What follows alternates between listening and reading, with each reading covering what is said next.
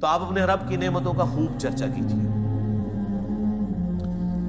یہی آیت ہمارے بریلوی بھائیوں اور اہل تشیع بھائیوں کی طرف سے کوٹ کرتے ہیں۔ میلاد جب وہ منانا شروع کرتے ہیں نا، اور اس میں جھنڈیاں اور یہ سب کچھ، وہ کہتے ہیں نہیں، قرآن میں آیا کہ اپنے رب کی نعمتوں کا خوب چرچا کرو۔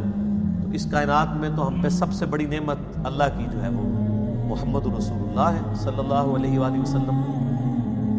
لقد من اللہ علی المؤمنین اذ بعث فیہم رسولا، بے شک اللہ کا احسان ہے کہ انہی میں سے ایک رسول ان میں مبعوث کیا گیا۔ اللہ کا یہ اتنی بڑی نعمت ہے، اس پہ کوئی شک نہیں ہے۔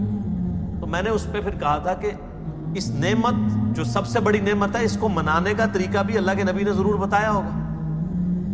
جب اتنی بڑی چیز ہے تو اس کا طریقہ آپ کے مولویوں کو تو ایجاد کرنے کی ضرورت نہیں ہے۔ تو پہلے تو ہم الزامی جواب کے طور پہ شروع کرتے ہیں کہ بتائیں کہ محمد اور آل محمد اور اصحاب محمد علیہ السلام اجمعین انہوں نے کون سی جھنڈیاں لگا کے تو میلاد منایا، کون سے جلوس نکالے ہیں؟ چلیں لائٹنگ تو آج کے زمانے کی ہے، لیکن جھنڈیاں، جھنڈے، جلوس، یہ سارے معاملات تو اس زمانے میں بھی ہو سکتے تھے۔ مولا علی کیا ہر سال میلاد مناتے تھے اس طریقے پہ جس طرح آپ مناتے ہیں؟ تو وہ فوراً چٹا جواب ہی آپ کو دیں گے، وہ کہیں گے نہیں، تو بعد میں شروع ہے۔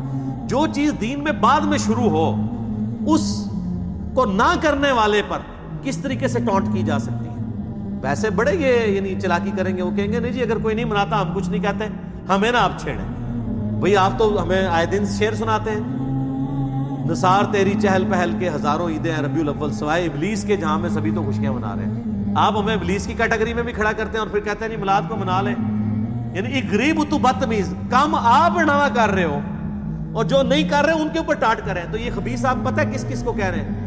یہ ابلیس آپ کس کس کو کہہ رہے ہیں؟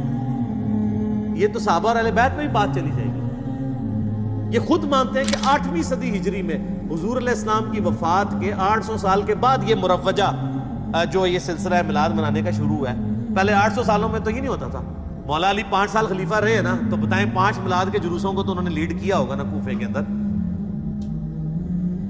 یہ آپ سوال کریں تو آگے کی شکلیں دیکھ لیں ان کے مولویوں کی، ذاکرین کی، تو ان کی شکل دیکھ کے آپ کو جواب مل جائے گا جب یہ آپ سوال کریں گے کہ بتائیں وہ کوفے میں جو محفل میلاد تھی وہ مانے خصوصی کون تھا، نعت کنہیں پڑھی سی، منقبت کنہیں پڑھی سی؟ منہ اڈ کے بیٹھ جائیں گے، تو جب منہ اڈن دے پتہ لگ جائے گا انہوں نے۔